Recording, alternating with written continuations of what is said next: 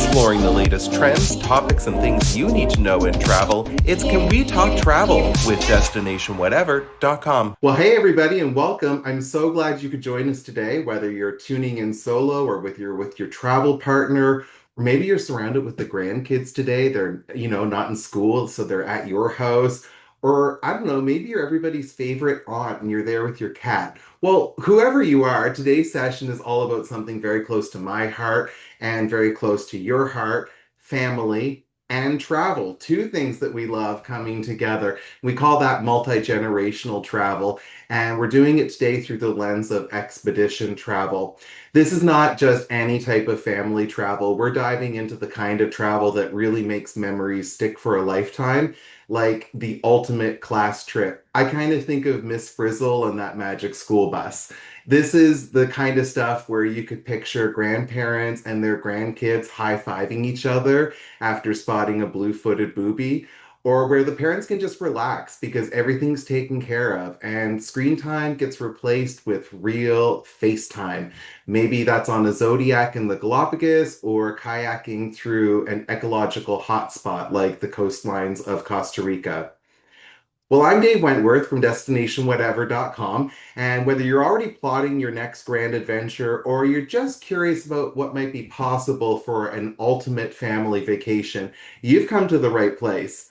We're very lucky today to have a special guest joining us. Her name is Cara Matthew, Canadian sales manager with Lindblad Expeditions, and she knows these voyages inside and out and how to keep everybody happy from ages 7 to 77. And not just happy, but to keep them engaged, amazed, and just all the way thrilled. And I'll just say this: stick around because at the end, I've got a really special secret announcement. Karen knows what it is, but you don't know what it is. And it's something you won't want to miss. So I'm going to zip my lips until we get there. Let's settle in. We're about to sail on a virtual journey that goes across the generations. Cara, welcome.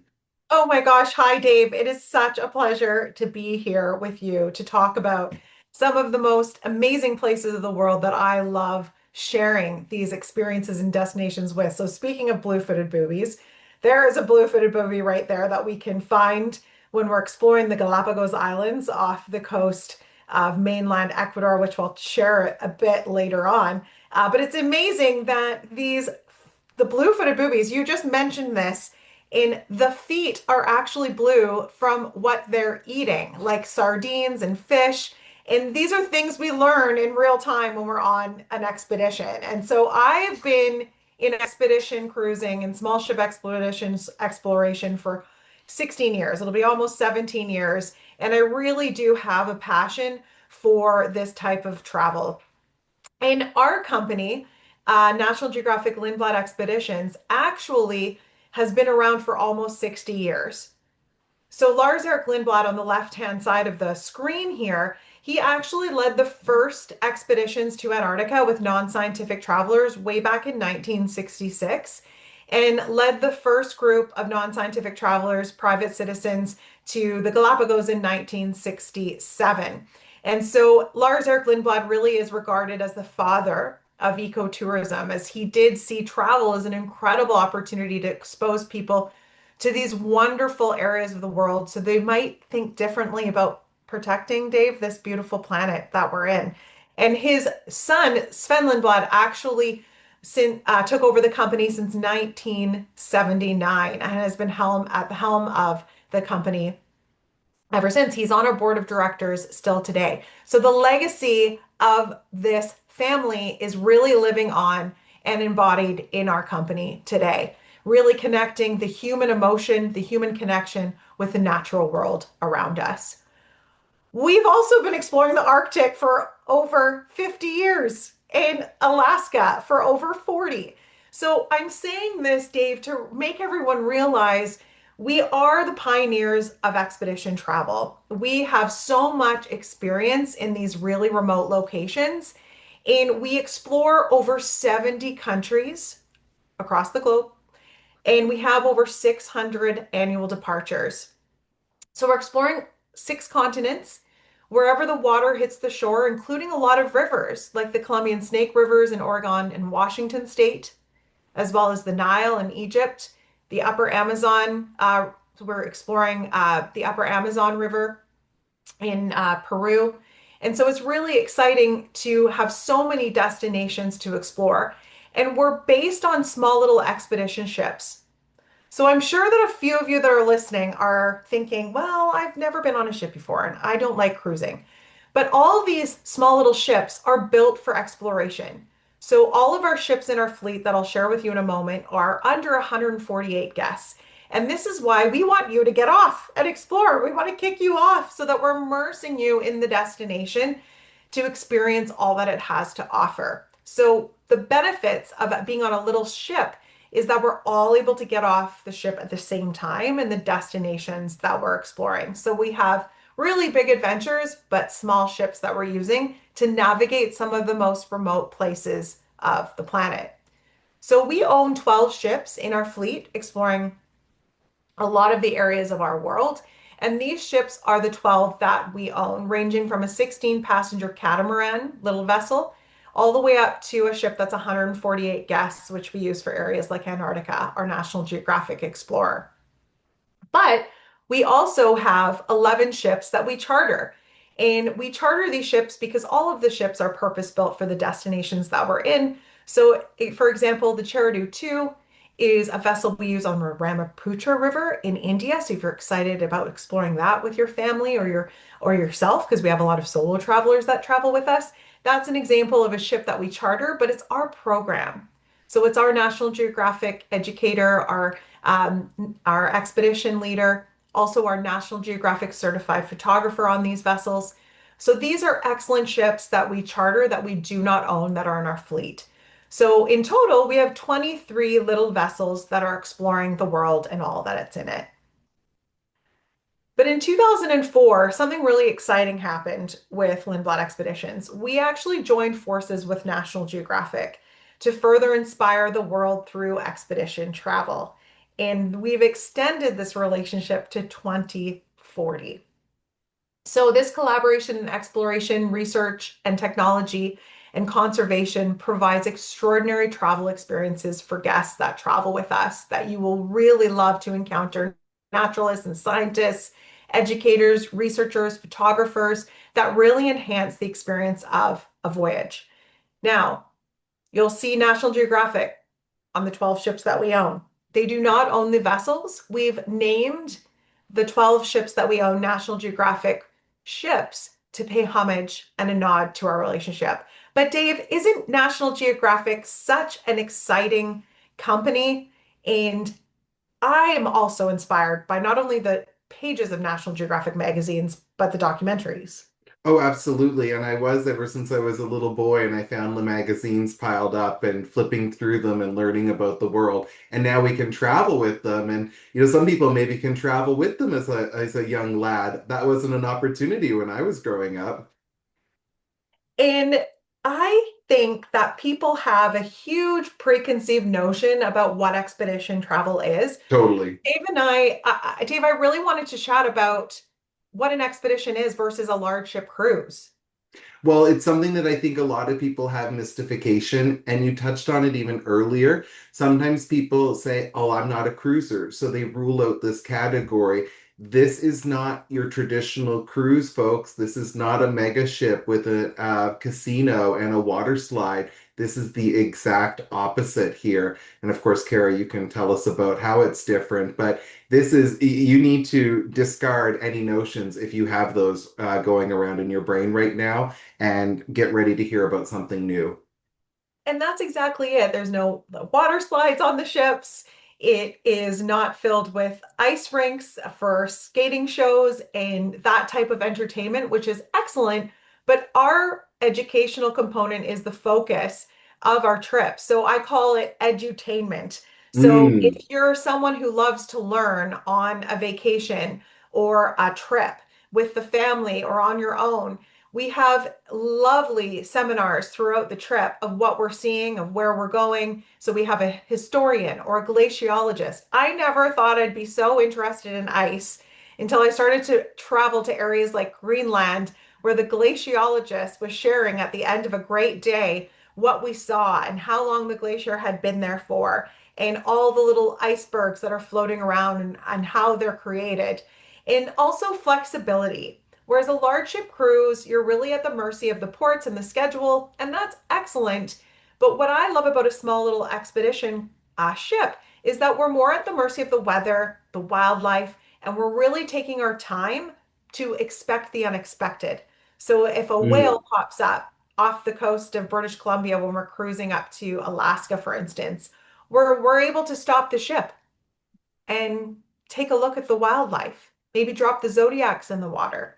So that's another really big piece of an expedition that's different from a large ship cruise and how it's different.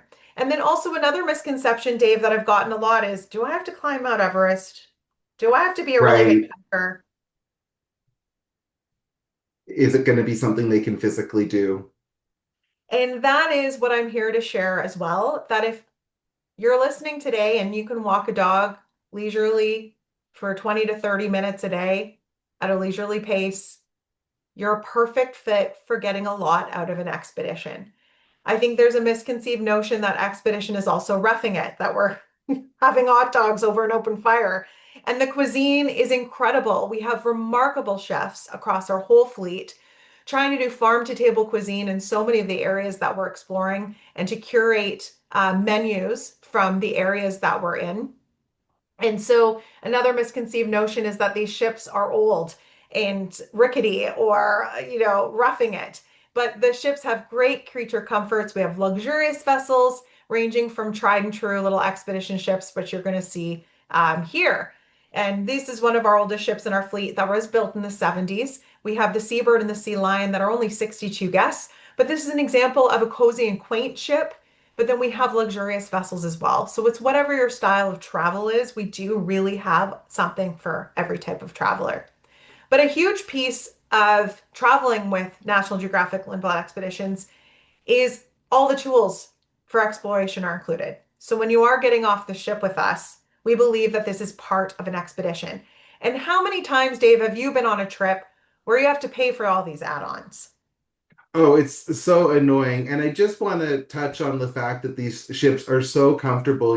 Earlier I had said that it reminds me of Miss Frizzle's school bus. And of course, that's because it's very educational and we're going to learn something. But this is much more comfortable than Mrs. Frizzle's school bus. I would just like to point that out for everybody that these are comfortable. And I have been on expeditions and I will continue to go on expeditions. And what surprised me the first time was just how much you do. And of course, you're about to talk about everything that's included and everything that's going on.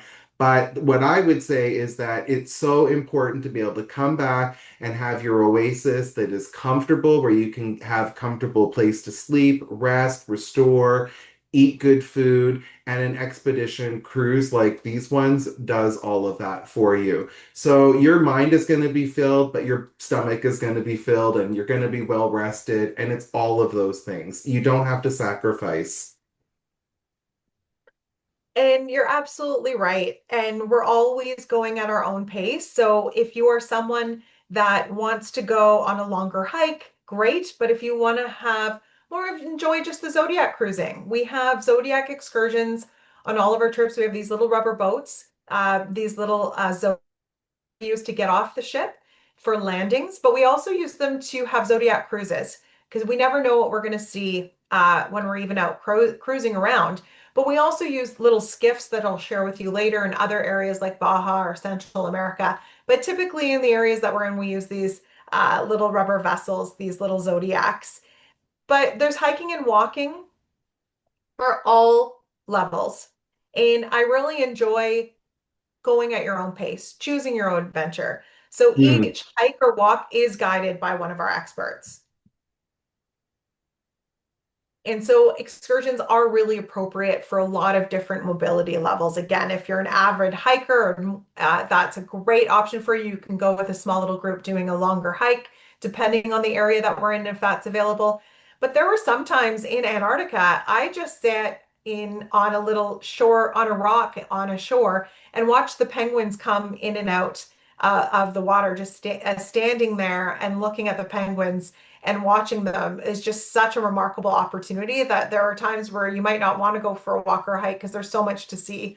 on the shore landings. But we're typically getting off the ship at least twice a day, if not more, in the destinations that we're in, which we'll talk about in a moment. But there's also opportunities for kayaking in these areas, like kayaking in Antarctica or kayaking in Greenland or in or Alaska, but then also stand-up paddleboarding in areas of Baja California and Galapagos. And we also offer snorkeling in a lot of areas, such as the South Pacific and Galapagos, and as well as Baja California. And we supply the snorkels, the wetsuits, the fins. So everything is included when you're off the ship for that particular activity. But we also have an expedition photography program on every single one of our itineraries, whether it's one of the 12 ships that we own or the 11 ships that we charter. We have workshops throughout our trips for various levels of photography. So if you're a beginner and you want to explore something, or maybe you're with your child or your grandchild and they want to explore what it's like to maybe just take better pictures with their cell phone, that's a great way to have a workshop with one of our National Geographic certified photographers on board. So it's a really big highlight of an expedition. I think that's another misconception as well, that the photographer's there only for people that do the photography with the lenses, but that's not true. People that are amateur users, people that like to take selfies with their cell phones, we can also learn from the photographer. There's something for everybody. And that's it too, because I didn't know how to take a picture with my cell phone as clear and as well, especially when there's wildlife in it. And then you've got the sun, and then you've got some really cool scenery. It's like, what do I focus on? What's the subject here? And Totally. the expert can definitely help us with those questions when we're traveling. But I mentioned the daily recaps earlier of what we've seen that day. So each expedition team member that's a specialist in their field of what we've seen that day. Before dinner, we'll have hors d'oeuvres on the ship and drinks. Alcoholic and non-alcoholic beverages are also included. And we'll recap the day. And this is an opportunity for the expedition leader to also share what we're going to see and aim for the next day and what might happen. So that's where when I was talking about flexibility is key, packing your sense of adventure. This is a great feature of an expedition, whether it's a river expedition or an area of Antarctica or Galapagos. This is such a highlight of the day and the trip. But I also think, Dave, that people think expedition is just about wildlife. Do you feel that?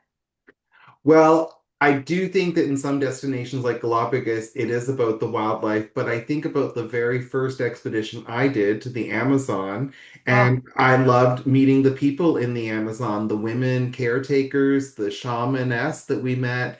And so I feel that these types of trips can be excellent ways to get cultural in a big way. and I love that because I bet you still saw some wildlife too in Oh, the so Amazon. much. Was One that of a the huge women we highlight for met you? was Yeah. a butterfly caretaker, and so sometimes even meeting people intersected with the animals. And when I went to do a land-based Kenyan safari, I went for the animals and I arrived and was amazed by the Maasai people and their way of life and getting to know them. And I realized that even if we go for the wildlife in a destination exactly like the Amazon too, or Africa or Galapagos, we're coming back so enriched, I believe, with the communities and that community engagement with art and culture and food, culinary experiences in these regions. And so expedition isn't just about wildlife and scenery. That's why we explore areas like Europe and Mediterranean, areas like Morocco, where it's just as much about the culture and the people living in these regions.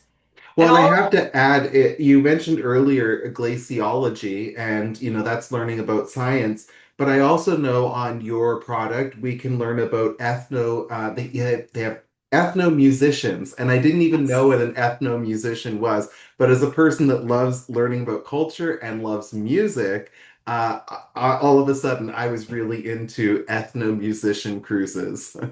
Isn't that fantastic? And that's exactly the whole educational portion and the creation of our expedition teams that are including those ethnomusicologists and the historians, the culturalists. And music is a big component of an expedition. The From has an upright piano on it that's in the museum in Norway, in Oslo. It's just realizing too that an expedition to keep those explorer spirits up when they're in the cold months of exploring the polar regions at the back years ago, they still realized how important music was. And so in areas like Iceland too, or Azores, we have some fantastic local musicians, Galapagos as well, to really enhance the expedition. And all of this is led by an expert expedition team. We have an expedition leader. Some of the expedition leaders have been with us for well over 33, 35 years. And what I love about it as well, and this is a huge highlight for a lot of guests, is that we have an open bridge policy on all of our ships so that you can mingle with the captain and the first officer and the third officers. And you can even watch the captain and the expedition leader work hand in hand together. But I love the fact that we offer family programs, especially in 5 destinations. And Dave mentioned earlier, from 7 to 77, an expedition really is a mindset. And we have incredible family programs offered in 5 destinations in Iceland, as well as Alaska, in addition to Baja California, Galapagos, and our short Antarctica programs that are 8 to 12 days long. We really cater, especially those 5 destinations, to family travel because expedition is for all ages. It is a mindset. And we have incredible family activities, not only meandering walks and the photography programs and snorkeling, but what I love is we have a National Geographic educator for children and teens on those trips, in those 5 destinations. And the kids even get to drive the Zodiacs and get a little Zodiac license at the end from the captain. They get their own field notebooks. And this is really a hands-on family experience. And as Dave was saying earlier, is the children leaving their devices. They're not on their tablets. They're experiencing the world and all that it's in it and the wonder that they have. And so it's not only them having these experiences maybe at 5, 6, 7, but it's also, I feel, the parents and the grandparents getting excited too about seeing their kids and their grandkids and the wow and the wonder and really taking that in. Oh, yes. I think it's electrifying. In This is a program that National Geographic designed exclusively for us. So National Geographic Lindblad Expeditions actually has the program where the National Geographic educator is on board these 5 destinations for the kids and the teens. And so this is called our Explorers in Training program. And this isn't a kids camp where people can just send their kids off for the day and not see them again.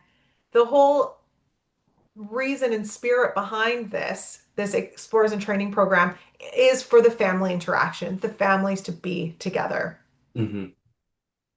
So our 5 destinations that are our core geographies, and we've kind of talked about this a little bit earlier because we've been in these destinations for so long, like Alaska for over 40 years and the Arctic for over 50. But our number one destination for Canadian travelers right now is the Galapagos. Oh, And so I really? want to take a little bit of time to chat about this.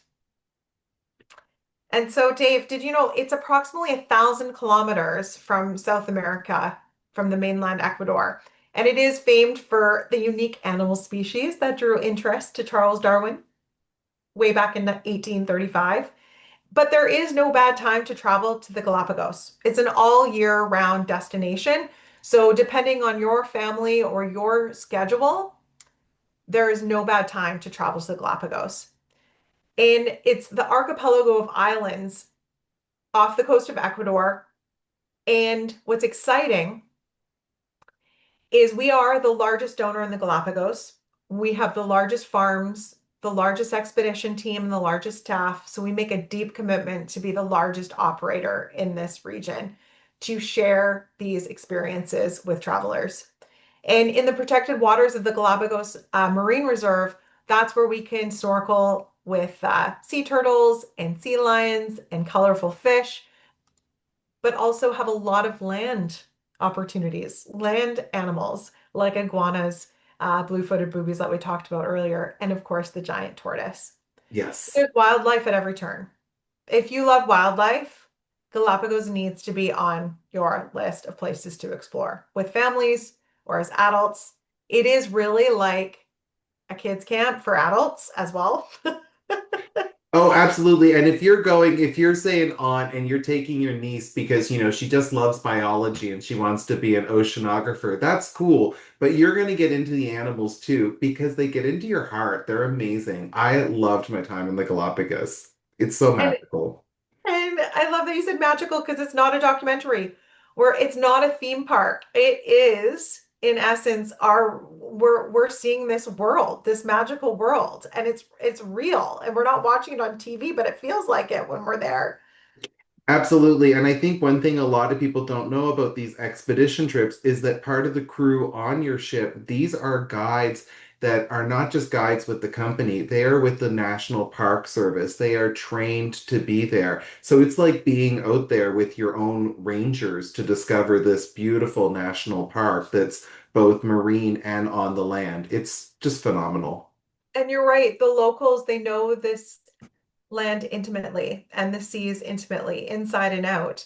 And so it's really neat to kayak. And even if you haven't kayaked before, there are some coves and mangroves that we're in that are protected, so you can even try it. And because it's not an additional cost, you can see what it's like, and you can always go back to the ship if you don't want to participate. But if you are a kayaker or a paddling enthusiast, I loved being in Galapagos last year, and I could see something underneath me, a shadow, and I knew something was there.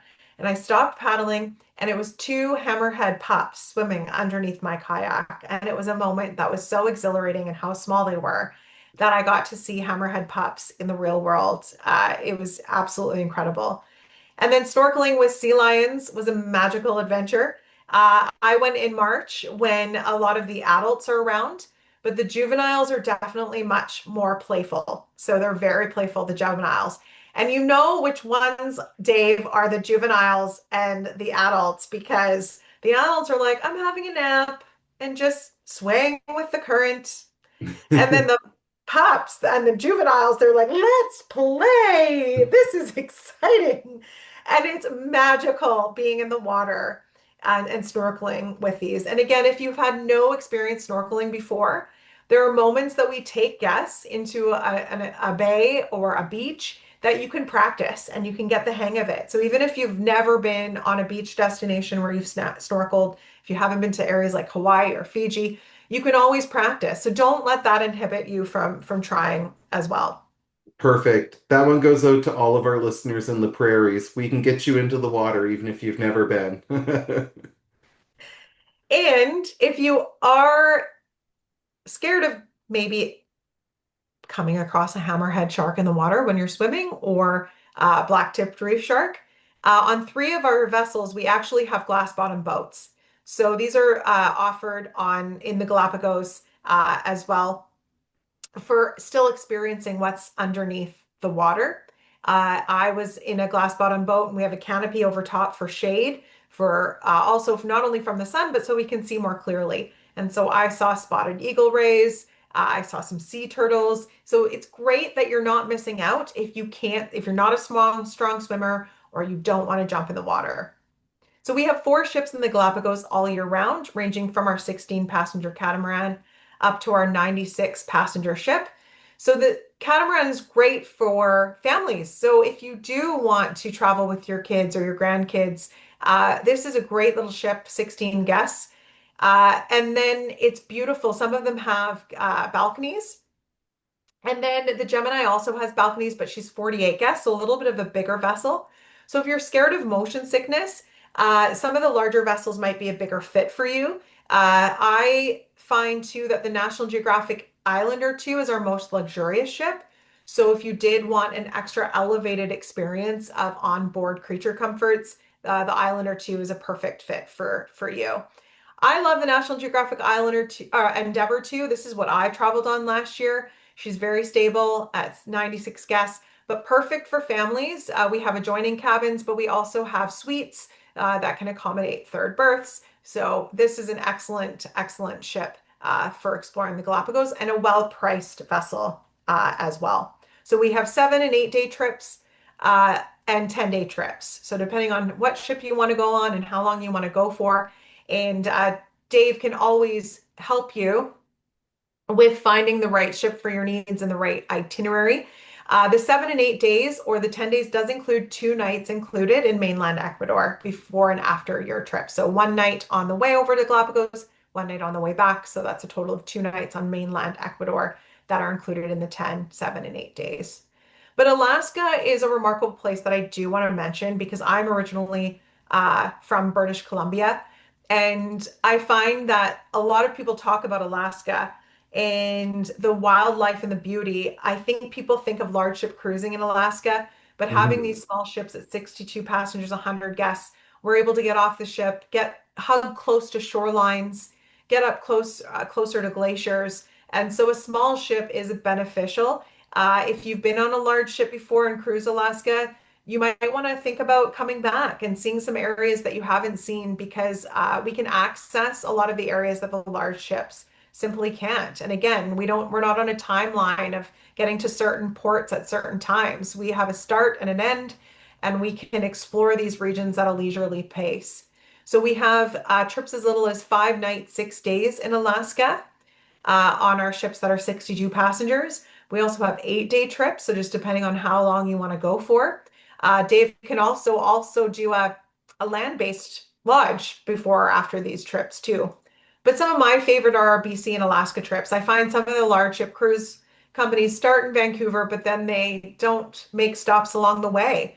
And so this is a great way of still experiencing Alaska, but exploring our British Columbia coast right here in Canada. So we have a trip that's 15 days that includes Haida Gwaii, a few nights in Haida Gwaii, Alert Bay as well. We also have a 14-day trip that doesn't have Haida Gwaii in it, but going along the British Columbia coast and the Gulf Islands. So lots to choose from. And this is just an example, Dave, that I wanted to share of our little ship in Juneau, our 100 passenger vessel next to the 2 larger ships in Juneau.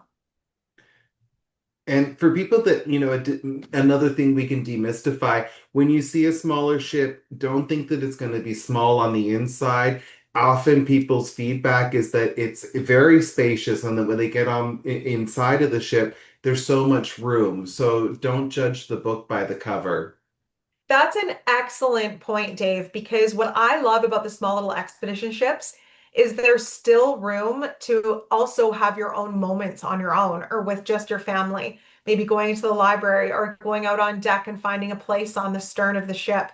There are so many areas that you can get away from the other guests for those moments to reflect on where we are. And I think that's a really great point. These are also very spacious cabins on a lot of our ships. So it's not just about the smallness, meaning we're all cramped in together. The whole point about expedition is being off the beaten path and away from crowds. And you're absolutely right. There's so much room on these little vessels to find your moments of solitude as well. It's not like being in a submarine. They don't take you down in submarines, people. No, no, we do not. But speaking of exploring more water areas and down below the surface of the water, is Baja California is also a great place for snorkeling. But one of the main reasons why we explore Baja is we're seeing the gray whales. So in January, February, and March is the gray whales are coming in with their young and they're protected. In the 1800s, the gray whales were hunted and the whaling was absolutely out of control. And so now this area of our planet is protected. And so the gray whales can come in here with their young and they're no longer in fear of humans. So they come right up to the skiffs. And this is exciting for families, all ages. Again, an example of where a child or teenager will definitely put down their tablets, their devices, because of the experiencing the wonder around them. And it's not just about wildlife. It's just as much about walking and stand-up paddleboarding and hiking. So a lot of activity. So we also have 6 day trips. So if you don't want to go away for longer, or if you want Dave to also have maybe a land-based program for you. Maybe you do want a villa and relax on the beach after an expedition. These are great lengths on 6 days, 5 nights, so you can still experience an expedition. But again, we're getting off the ship as much as possible. We're doing walking, Zodiac cruising, never knowing what we're going to see. We're off the ship. So these are some fantastic expeditions in Baja California and a perfect fit for maybe your first time. And these are all on ships, the Seabird, as well as the Quest and the Venture, 62 passengers. Great, great, comfortable vessels, this Seabird. Great duvets, beautiful mattresses. So we're not sacrificing to creature comforts there. But then we also do have the Venture and the Quest that were built in 2017. And these are great ships built for areas like Alaska and Baja. So we have 4 ships all year round that go on the coast of North America and into Central America and back up to Alaska all year round. So these 4 ships stay on the west coast of North America. So the Venture and the Quest are excellent ships that also explore, as I mentioned, Central America. And Dave, Central America is another hot destination now for Canadians. And I'm thinking it's because of the proximity to Canada. It's so easy to get to. Absolutely. We've got more flights going down this year, so logistically it works out. And I think especially for traveling with the little ones, it fits in really well if we just want to slip away for a week. It's not crossing oceans, it's not going through a lot of time zones. It's a really easy destination to slip into. And we've been refining these itineraries in Central America for over 30 years. We have incredible, passionate local guides in these regions and naturalists, so that if you're thinking about a trip to somewhere like Costa Rica, definitely think of us for trying a small ship expedition because Central America is a one of a kind destination and it harbors tropical wilderness and also a lot of man-made marvels like the Panama Canal. So there's trips that as little as 6 days, 5 nights in Costa Rica. So these voyages depart really in December to February, and the entire Costa Rica and Panama Canal season occurs in the dry season. So this is a really great way that it might be a bit humid and hot, but there's a bit of rainfall, and these are great months to explore Costa Rica with us. And this is an example of exploring with a little skiff, areas of Tamarindo Sanctuary in Costa Rica is a great national wildlife refuge in Costa Rica that we're exploring. And we're off the beaten path, again, away from crowds, just gorgeous areas of Costa Rica that you can only access by a small vessel.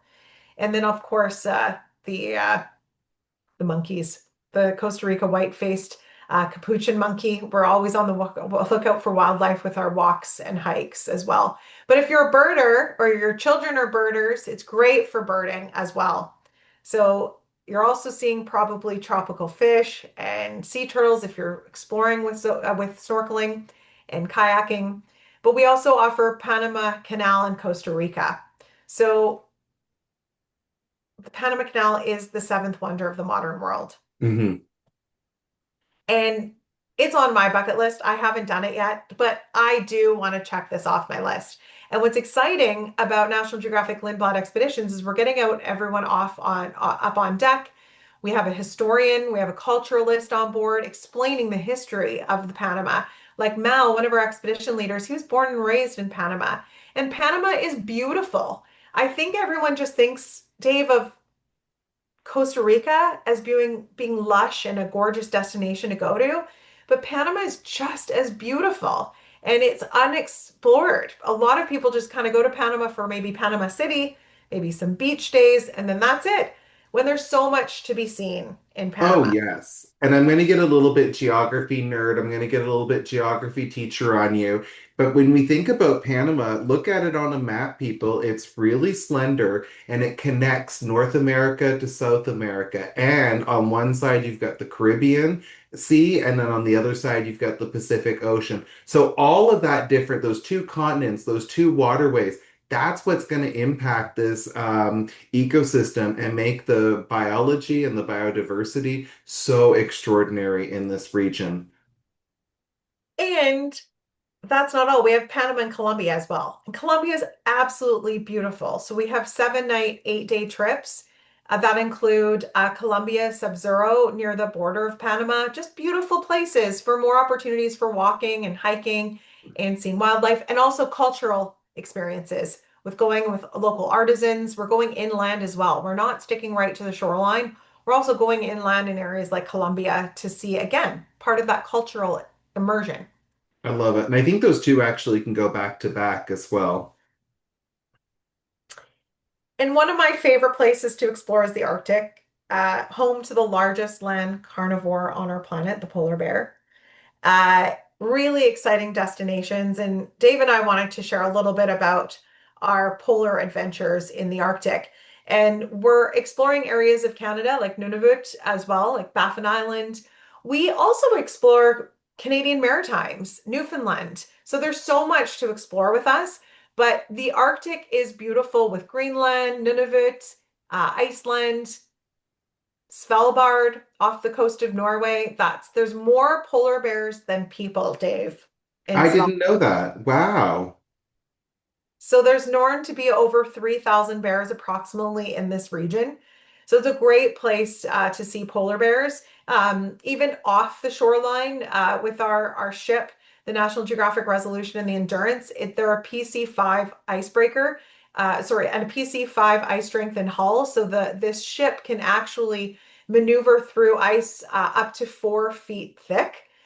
So we're able to go off the shore a little bit and see these polar bears on the ice. They're hunting. We're staying safe distances from them, but this is a remarkable place. I saw polar bears in this region, and it was magical. I saw some on the shoreline because I went actually in July, not as early as this, but with a PC5 ship. With our beautiful resolution and endurance, we're actually able to go in May and June when the ice is a bit thick. And then Iceland and Greenland. If you've been to Alaska, highly recommend putting Greenland on your list of places to explore. Greenland is home to the longest fjord systems in the world. It's the largest island on our planet. Isn't that a fun fact? Ah, and it's not too And far away. right? And it's within reach. Yes. We just have to fly to Iceland for a lot of our Greenland trips, going into Reykjavik, and a lot of our trips depart from Reykjavik or do the west portion of Greenland. And with Greenland being the largest island on the planet, South Greenland, East Greenland, and West Greenland are so different. They're completely different places. So West Greenland, if you love those ice-choked fjords, those huge glaciers, community visits as well, highly recommend West Greenland and pairing it with some of Iceland. And Iceland is an incredible place to explore. So we have 8 and 9 day circumnavigation of Iceland trips. And so our Fire and Ice is probably our most popular for families because it's 7 nights and 8 days.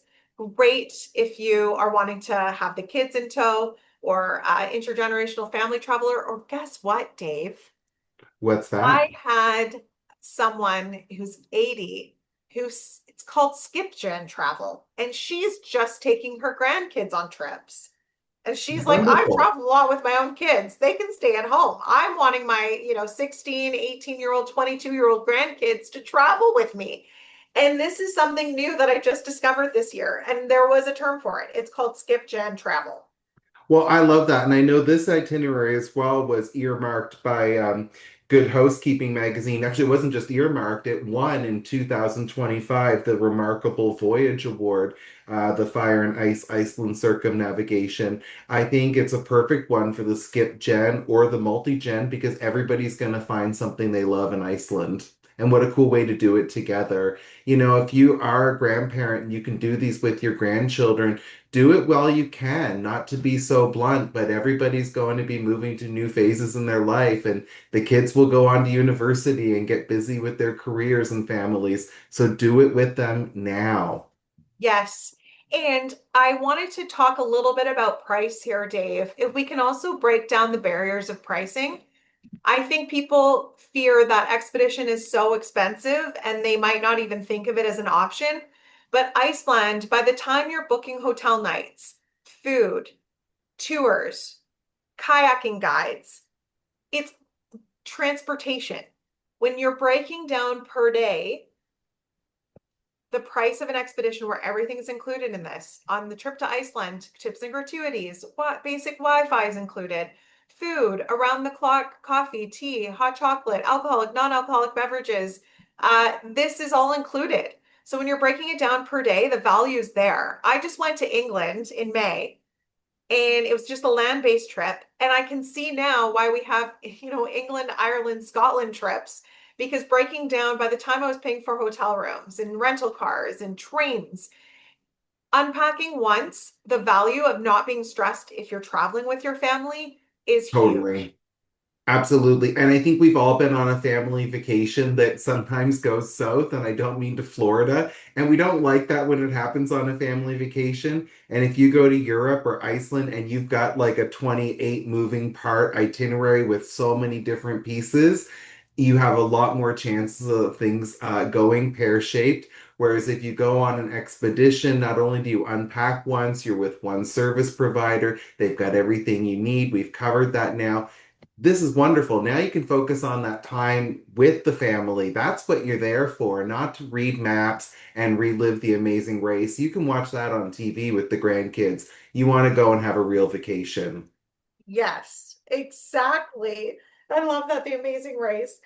And then I did want to share this epic Northwest Passage trip from Iceland to Japan. That's 69 days, but we do have shorter full Northwest Passage trips as well that go from Iceland to Alaska, or sorry, and from Greenland to Alaska. So please reach out if you have any questions at all about this. But I thought this was something fun to share with all of you, that, this is probably, if you've already traveled on an expedition before and have the time.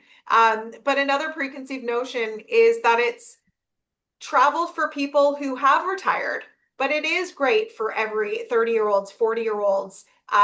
All this type of travel with expedition, again, as you were saying, Dave, 7 to 77. Absolutely. And with Europe, people don't think of Europe as a destination for expedition. I think people think river cruising only with great river cruise lines. But why not experience an expedition where museums are included, guides are included? Again, you're only unpacking once in areas like Ireland, Scotland. We also go up to the Orkney Islands. I love the fact that the Ring of Brogner is an ancient stone ring in Orkneys. And now I saw Stonehenge, and now I need to go on this trip to see another another ring. Well, and this is in particular UK and Ireland. These are islands, folks, and what a better way to get around the nooks and crannies and the coastline that you can't see from the roadway than on an expedition ship. And if we even go back to your previous slide, Japan, and I know you have itineraries that touch on Japan.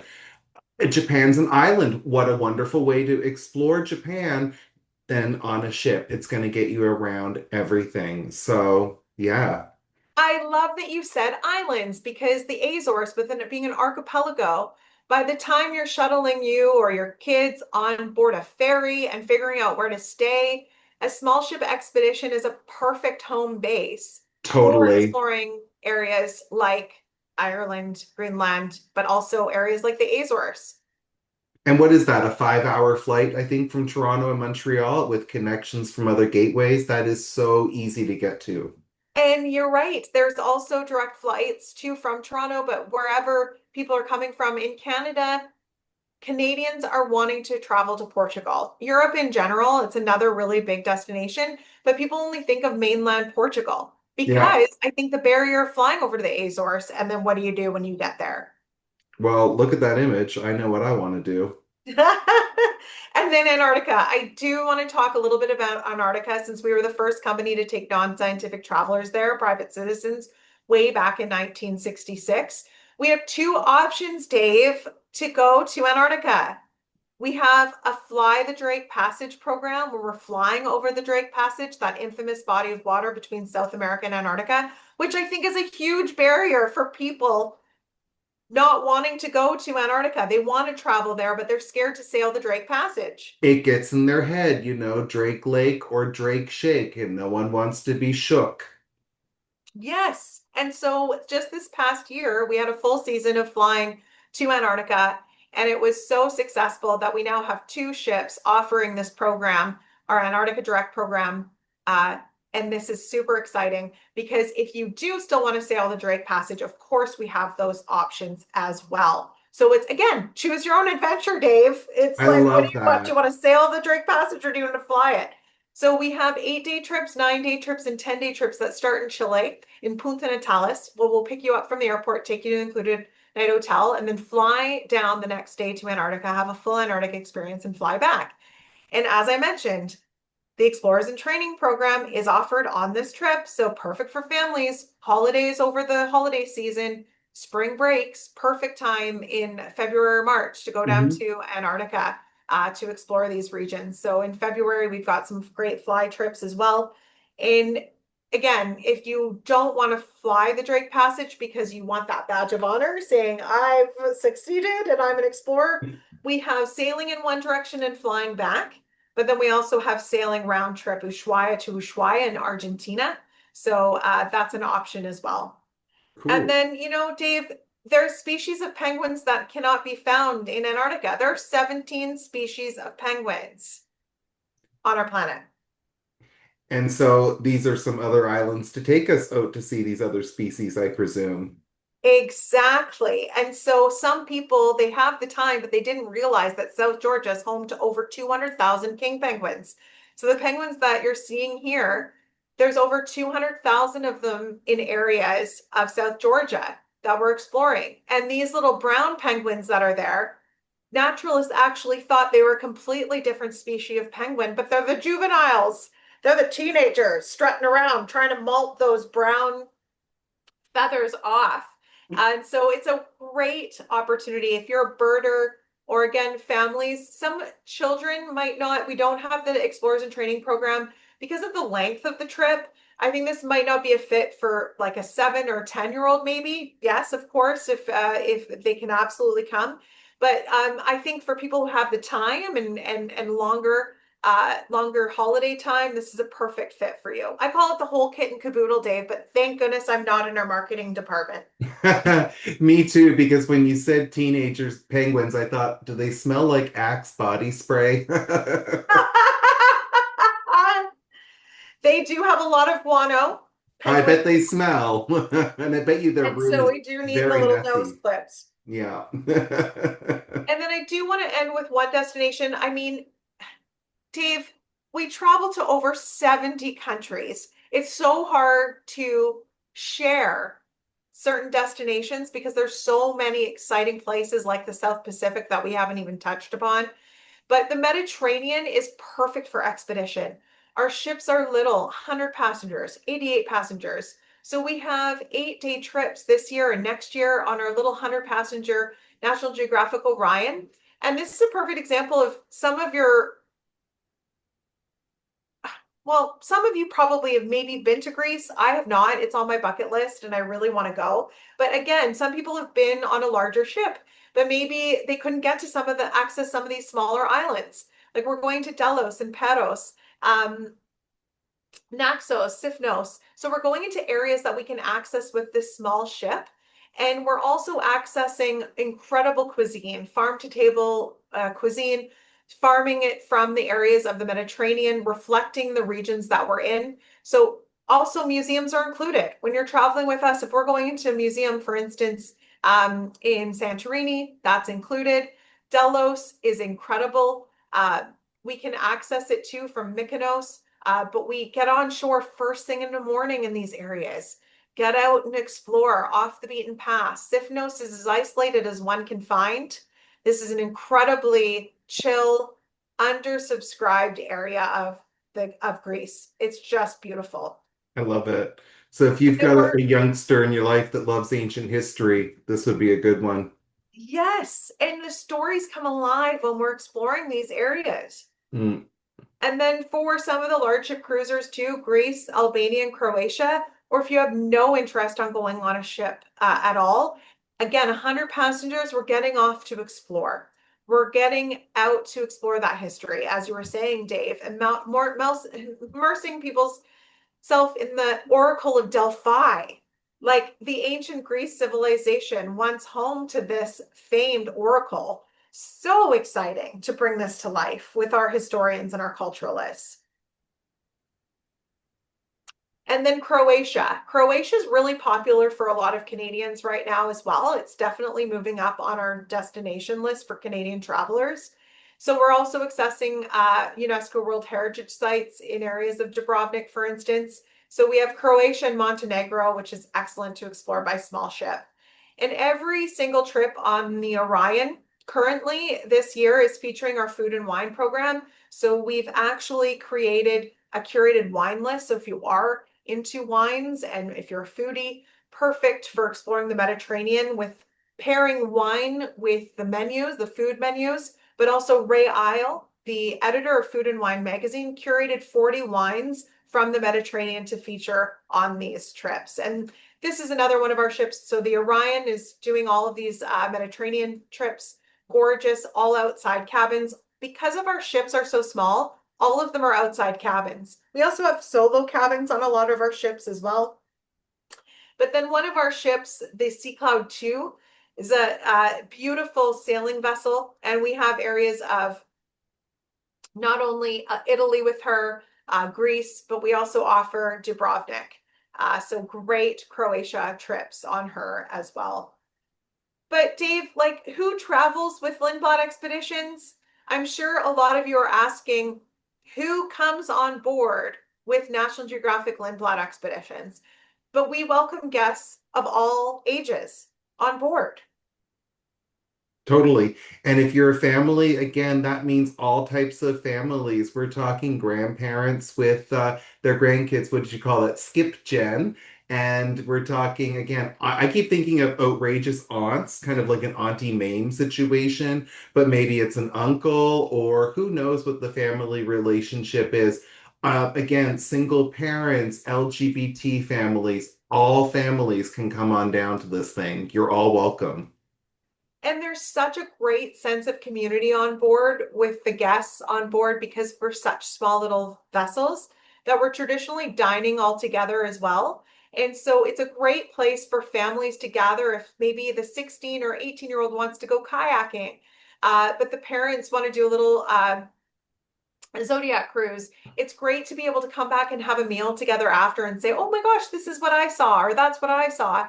So it's definitely for well-traveled retirees looking for new places to explore. But as you were saying, the multi-gen, the traditional families, as well as the LGBTQ plus community families, welcoming every walk of life on board is so exciting to explore this beautiful planet. Absolutely. My first expedition was to the Amazon, and there were grandparents there with their grandkids, and they did the Amazon cruise 30 years prior, but wanted to come back to see it through the grandkids' eyes. And so they were excited to come back to the Amazon, but for them it was more than the destination. It was watching it unfold for their loved ones. And if you're a bucket list traveler, like me, I there are, like I mentioned, the Panama Canal. I do want to check that off my bucket list. Hmm. Or if you want to check off standing on the seventh continent, maybe Antarctica is your seventh continent. Those are types of travelers that are coming with us too.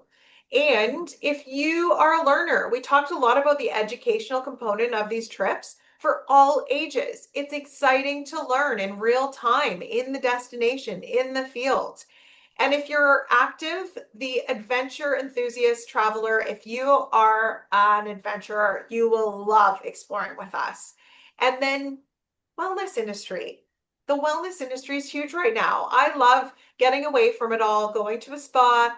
If you're someone who likes to unplug, maybe go to a dude ranch. I love being able to get away and get in the heart of nature.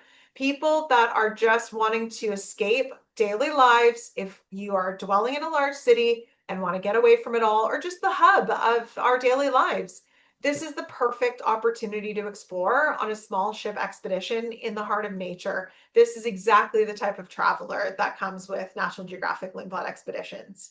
It's taking your daily routine, crinkling up that piece of paper and throwing it in the blue bin and getting out and hearing the hum of nature. I love that. And we mentioned some solo cabins on some of our trips. We Hmm. have a lot of solo travelers come with us. whether it's someone traveling on their own or with solo travel groups. So if you have a friend, but you want separate cabins, that's great too. But you'll meet like-minded people on board. And so if you're a solo traveler and can't find anyone to go to these really remote places with, you will meet so many people on an expedition. Perfect. And for the first time ever, we are offering a Canadian resident offer.